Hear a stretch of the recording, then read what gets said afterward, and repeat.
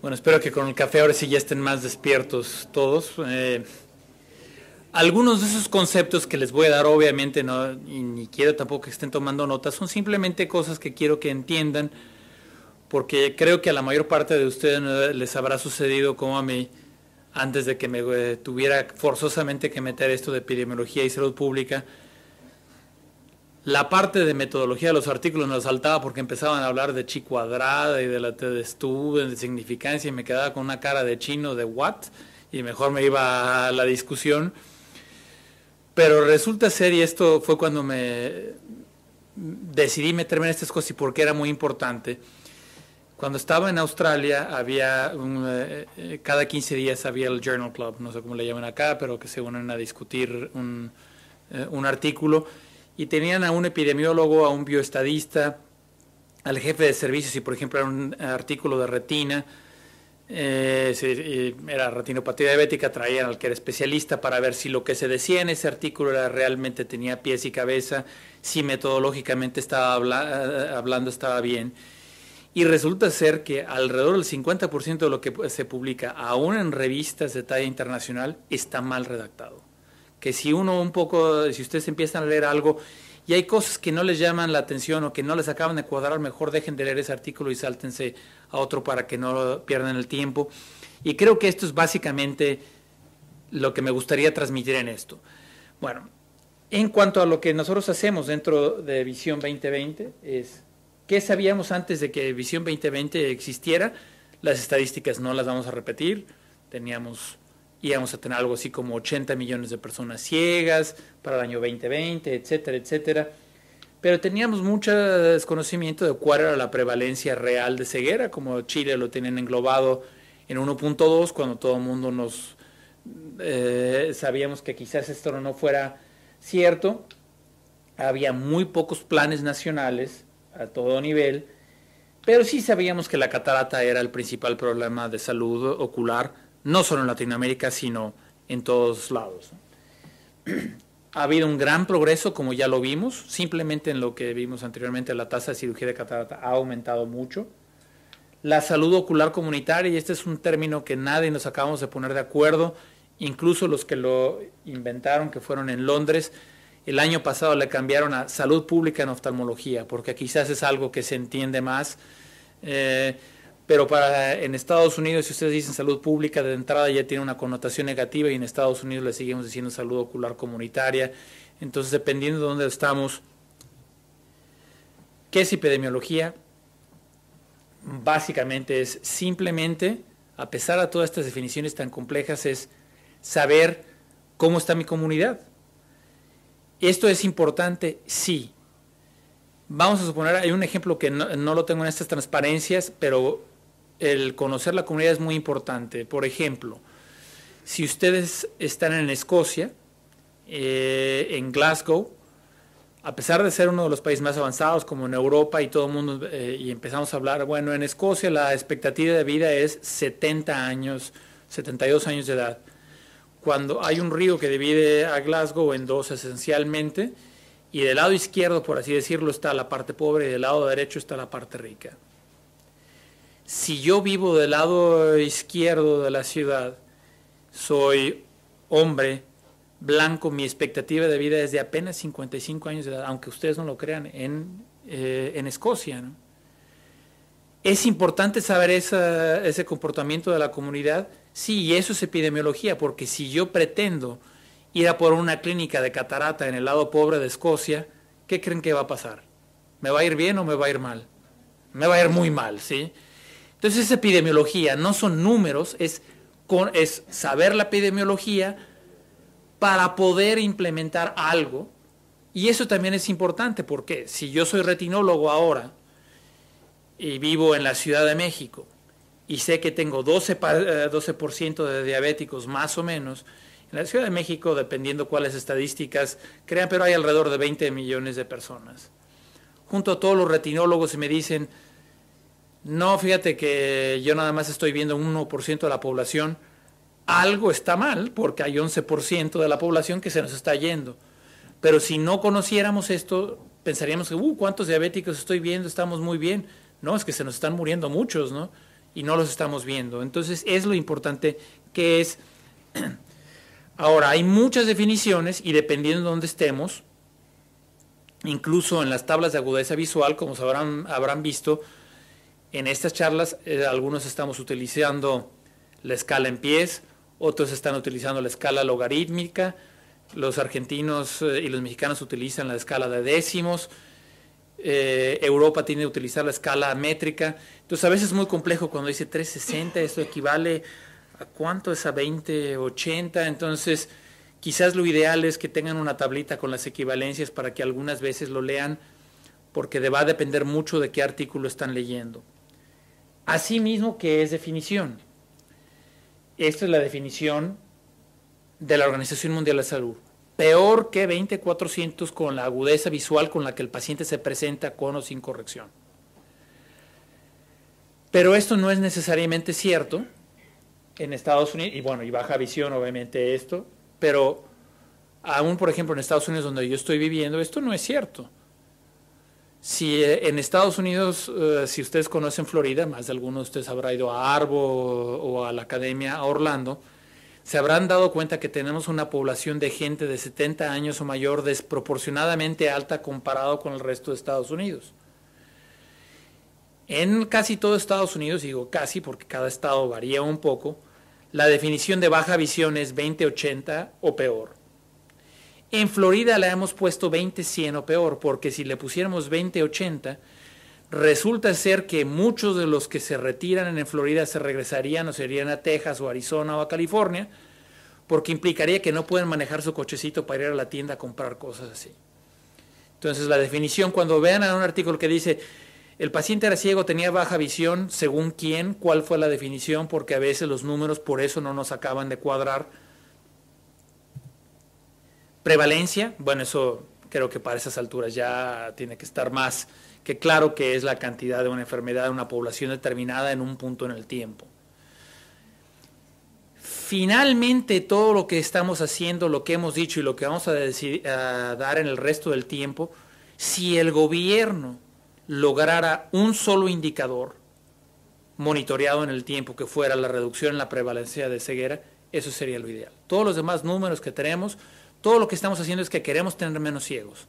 Si partimos que la prevalencia de ceguera en la población general en Chile sea un 0.4, más o menos 0.5 quizás, si el ministerio pudiera hacerlo dentro de 2 años, decir, mira, bajó a 0.43 y a los otros 2 años bajó a 0.4, nos daría una tendencia en el tiempo. Todos los demás números quizás no serían tan importantes.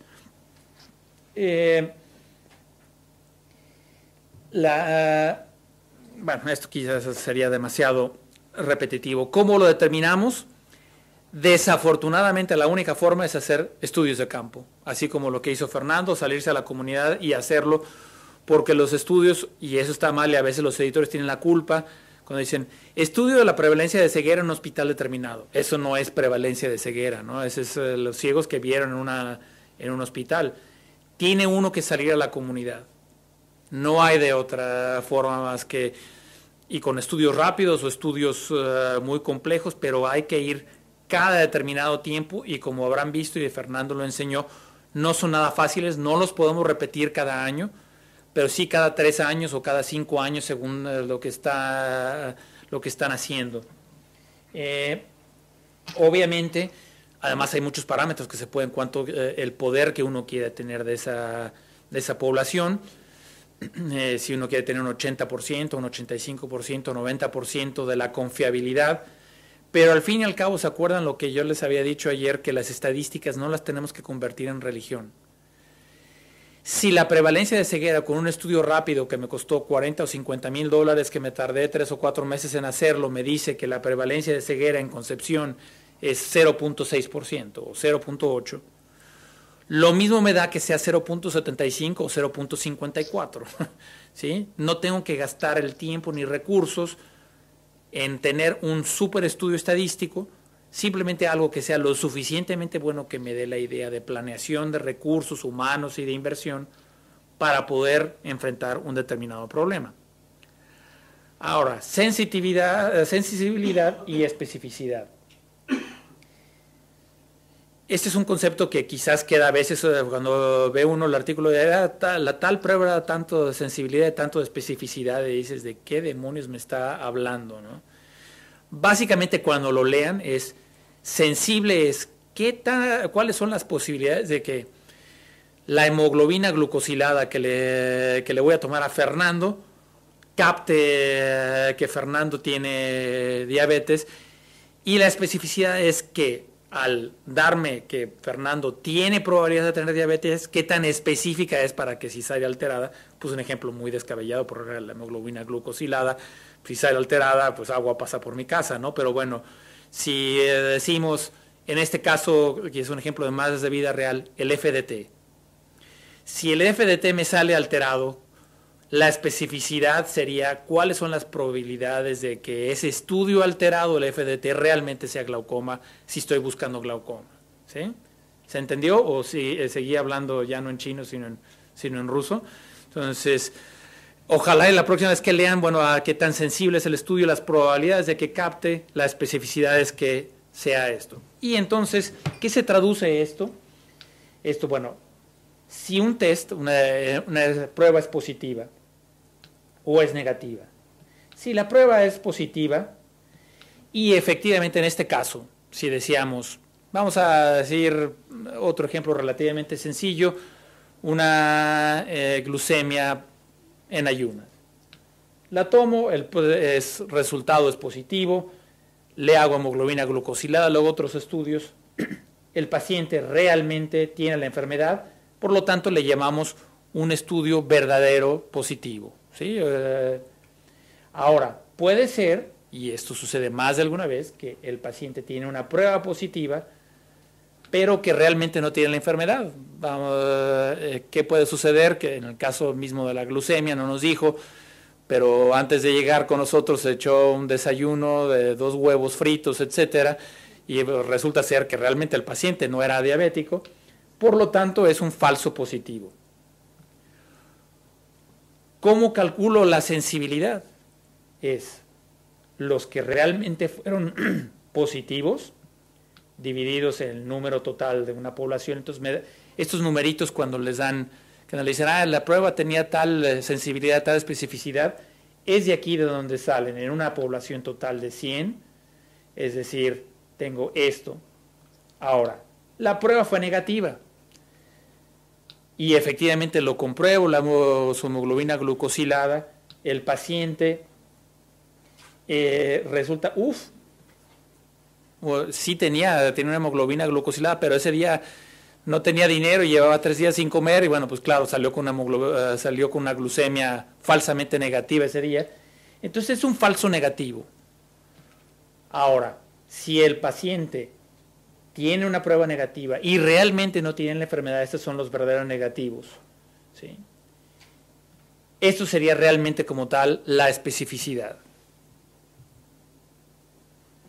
Viene otro concepto que son los valores predictivos, que no me voy a detener, todo esto se les va a dar en un CD, una cosa así, ¿no?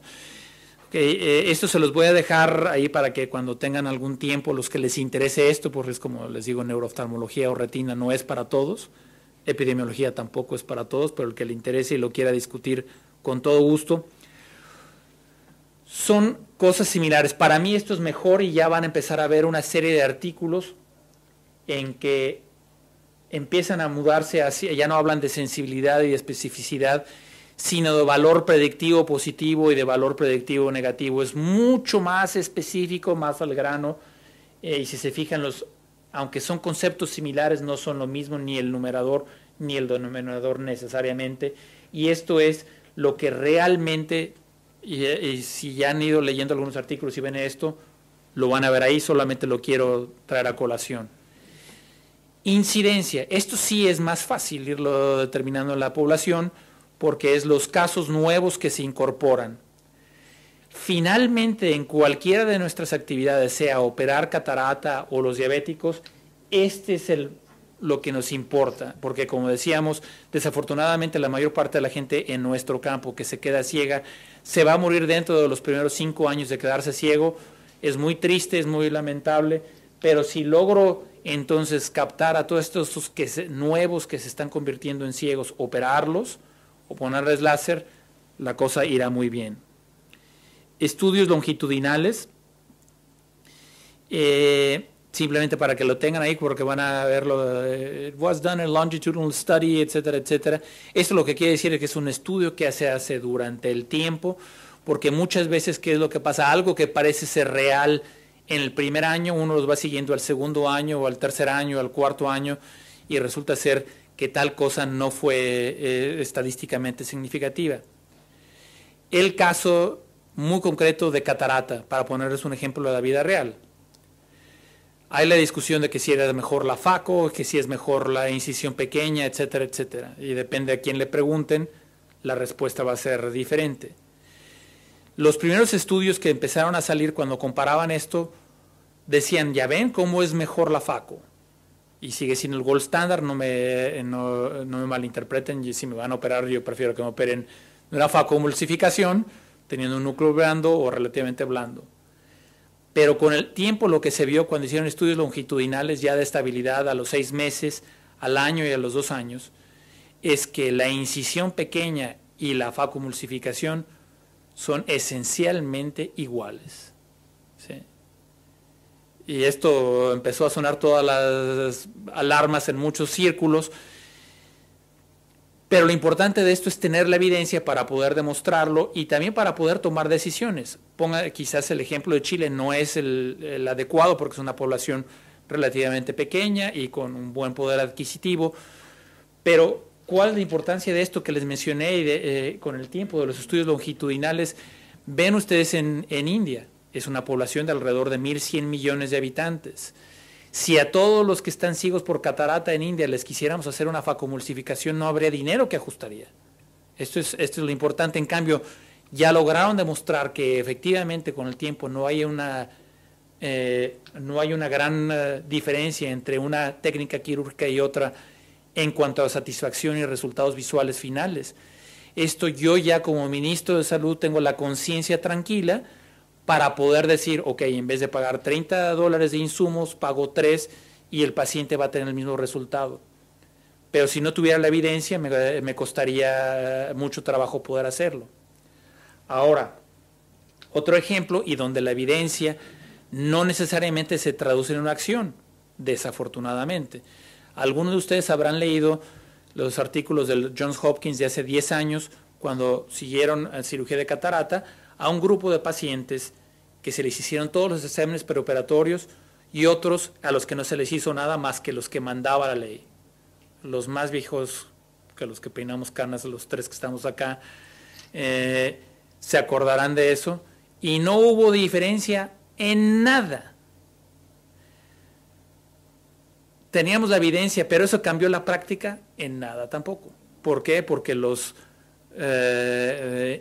tiburones, los abogados, pues se opusieron a todo esto, porque claro, se iban a quedar sin trabajo, ¿no? Y en Estados Unidos y en Argentina tratas de hacer una cirugía de catarata sin exámenes preoperatorios y te vas a la cárcel casi, ¿sí? Entonces, no necesariamente se traduce en una acción, una evidencia científica o técnica, como bien lo dijo Fernando, pero, bueno, en alguna forma, los casos controles es cuando tenemos una intervención, etcétera, no quiero detenerme. Esto creo que sí es muy importante, porque lo van a ver los risk factors, los odd ratios, ORs de todo esto. Esto es los factores de riesgos identificados, cuando los ponemos, decimos, ¿cuál es el factor de riesgo para glaucoma? Que seas de la raza negra, que tengas historia familiar, que además seas diabético, que seas miope, etcétera, etcétera, etcétera.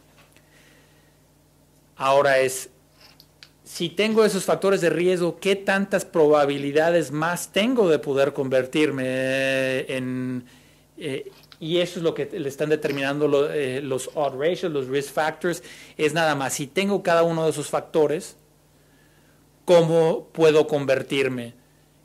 O cuáles son las probabilidades de que yo tenga esa enfermedad o me pueda convertir en diabético o que tenga glaucoma. Simplemente como para mencionárselos en un ejemplo real.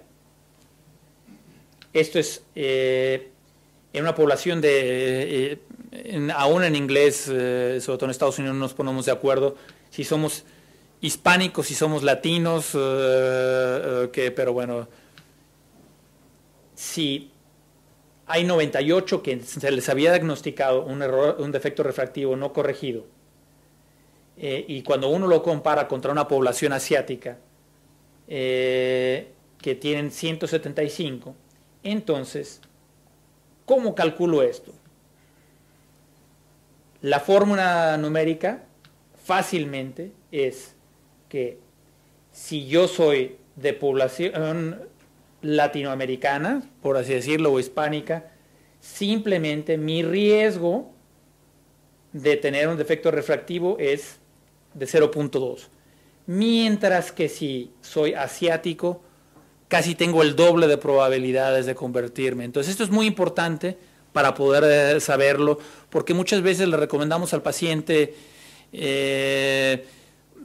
hágase la fotocoagulación, tenga un control de glucemia muy importante, de hipertensión, entre otras cosas, y se los digo comercial. Aún en Estados Unidos y en el estado de Florida estamos teniendo este problema porque hemos visto una serie de pacientes que tienen glaucoma, que son diabéticos y que además son hipertensos. Y se ha iniciado, lo que a todo mundo nos sonaría lógico es que hay que controlarlos muy bien su presión y controlarles muy bien su glucemia. Resulta ser que estos pacientes que están tan estrictamente controlados están teniendo retinopatías más agresivas. Entonces muchas veces, a veces esto de las estadísticas puede jugar prevalencia e incidencia, ya no nos vamos a detener. Los RACs y los RABs ya tampoco lo vamos a tocar porque esto ya estuvo tocado, igual que lo de la prevalencia de ceguera. Y esto, bueno, ya nos vamos a... los riesgos de glaucoma. Todos estos, más los factores no oculares, estrictamente hablando. Cuando los pone uno todo en cada uno dice, es que cada uno de estos aumenta. Pero hay otra cosa que se llama un análisis multivariado. Nada más porque si lo ven en inglés y es multivariate analysis, cuando toma uno todas estas cosas y los mete en un programa y de repente dice uno, mira, es que resulta ser que el factor de presión intraocular incluso ya es de los que menos importante suena dentro de un análisis, parece ridículo, ¿no? Pero para glaucoma, en un análisis multivariado, la presión intraocular puede ser que ya no sea tan importante, cuanto que sí lo es el factor de espesor corneal, porque la presión intraocular depende mucho de este espesor corneal, por cómo lo estamos midiendo, y de la resistencia escleral posterior que tengamos, ¿sí? En lámina cribosa, etc. Entonces, todo... no nos vamos a detener. Quiero dejarlos ahí porque ya estamos sobre el tiempo y es una plática que puede ser bastante compleja. Simplemente para que tengan alguno de los conceptos ahí. Y yo sé que todas estas cosas causan muchos problemas de digerirlos, de entenderlos, pero me pongo a sus órdenes a distancia. Fernando luego les puede pasar bien los detalles para tratar de ayudarles, porque no sé si hay un curso de bioestadística, una cosa así que se lleve dentro de la residencia como tal, ¿no? Sí. ¿Sí? Ok, entonces no son tan ajenos los conceptos como parecería. Bueno, eso espero, porque cuando Fernando me puso este tema dije, me metió gol de portería a portería con este Fernando, ¿no? Muy bien.